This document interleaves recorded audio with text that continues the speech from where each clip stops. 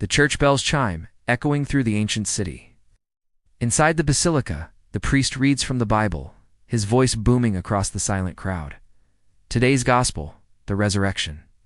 But wait, the priest clears his throat. The traditional telling, the account from John, Luke, Matthew, Mark, none of those. Today he reads from a different book, the Gospel of Mary Magdalene, found in that box of old papers in an Egyptian desert cave. A different account of that day, the resurrected Jesus appearing to Mary Magdalene, whispering secrets that have echoed through centuries. But the question remains, why is this version being read today? What are the secrets held within? When archaeologists unearthed the Gospel of Mary Magdalene, it sparked both intrigue and controversy. Written in the 2nd century CE, it paints a compelling picture of Mary Magdalene's pivotal role in Jesus' ministry. But as the world clamored to understand its message, many dismissed it as heresy, a distortion of the true Christian narrative. Scholars argued that the text's Gnostic elements contradicted mainstream theology, casting doubt on its authenticity. As a result, the Gospel of Mary was relegated to the sidelines, its words muffled in the echoes of controversy. In recent years, however, interest in the Gospel of Mary has surged again. It's no longer satisfied with the traditional gospel accounts. Many now seek the depth and insight offered by alternative texts like this one. So what exactly makes the Gospel of Mary Magdalene so unique? What does it say about Mary Magdalene's relationship with Jesus? And why did the early church try so hard to bury it? As we begin our exploration into the enigmatic world of the Gospel of Mary Magdalene, let's remember the context in which it flourished. We find ourselves transported back to the 2nd century CE, a period marked by significant shifts in the religious landscape. The early church was undergoing a period of rapid growth, facing new challenges and grappling with theological complexities. During this era, various schools of thought emerged, each seeking to define the essence of Christianity. Among these were the Gnostics, whose beliefs and practices diverged from the emerging Orthodox teachings.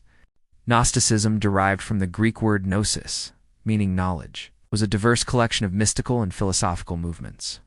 At its core lay the belief in a special kind of secret knowledge, a means to attain salvation outside the established religious norms. This secret knowledge, known as gnosis, was believed to unlock the mysteries of the divine and provide a deeper understanding of reality. But let's return to our story.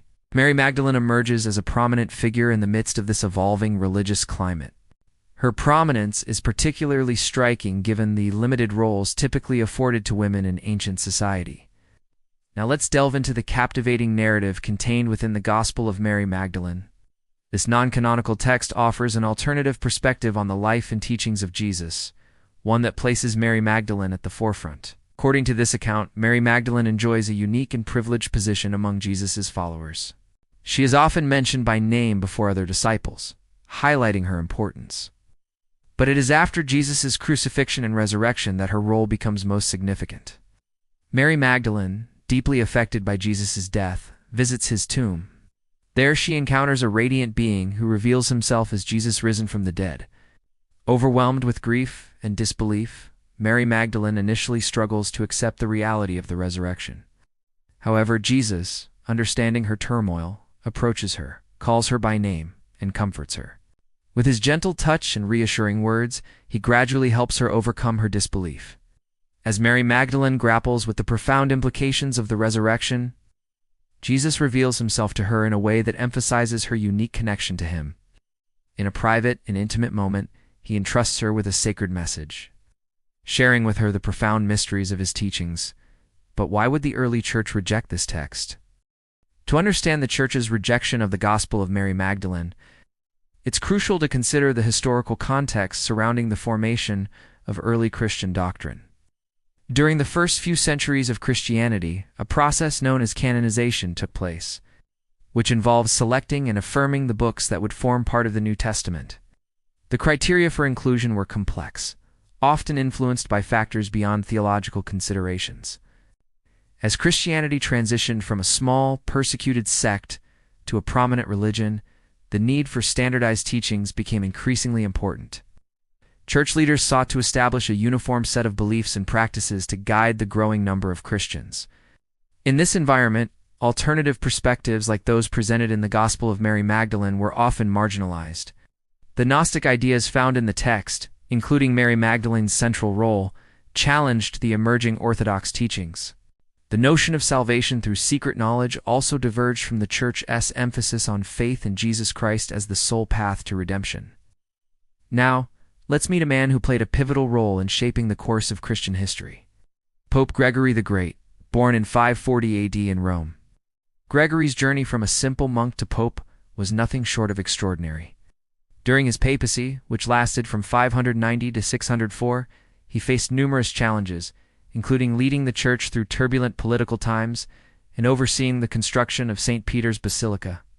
His impact on the Catholic Church is monumental. He expanded papal authority, strengthened church doctrine, and fostered missionary work across Europe. However, it was during his papacy that the Gospel of Mary Magdalene suffered a significant blow in a now infamous decree. Pope Gregory the Great identified Mary Magdalene as the repentant prostitute described in the Bible. This association cast a long shadow over Mary's legacy, solidifying her image as a symbol of redemption through the Church in popular imagination. This decision had profound consequences, shaping not just how Mary Magdalene was viewed, but also influencing the course of feminist theology for centuries to come. However, when we examine the text, we find a Mary Magdalene who challenges these conventional portrayals. She's depicted as a strong, independent woman who plays an integral role in Jesus' ministry.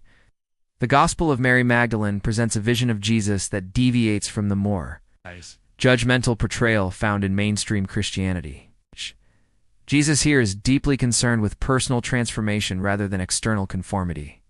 He challenges societal norms, including those related to gender roles, and advocates for a more inclusive and compassionate understanding of faith. The Gospel of Mary is rich with symbolism, often employing vivid imagery to convey complex spiritual truths. One recurring motif is light and darkness, symbolizing the journey from ignorance to enlightenment. Another powerful symbol is the tree of life, representing the interconnectedness of all beings and the potential for spiritual growth. As we approach the end of our journey through the Gospel of Mary Magdalene, let's reflect on the enduring legacy of this enigmatic text.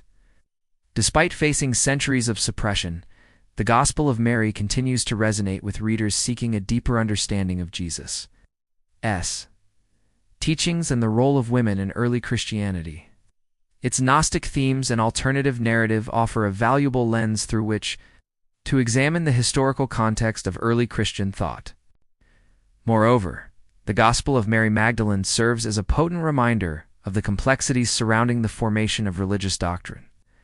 By exploring the diverse range of beliefs and practices that existed in the early Church, we gain a richer appreciation for the evolution of Christianity. If you've been moved by this story, it's time to take action. Don't let this powerful narrative fade into obscurity. Share it with your friends, ignite discussions, and help keep the memory of Mary Magdalene and her gospel alive. In an age where faith and reason often seem at odds, the Gospel of Mary Magdalene stands as a beacon, inviting us to seek wisdom, embrace diversity, and walk the path of spiritual enlightenment. Let's continue the conversation. What insights have you gained from the Gospel of Mary Magdalene? How does this story challenge your understanding of faith and tradition? Share your thoughts in the comments below, and let's engage in a meaningful dialogue.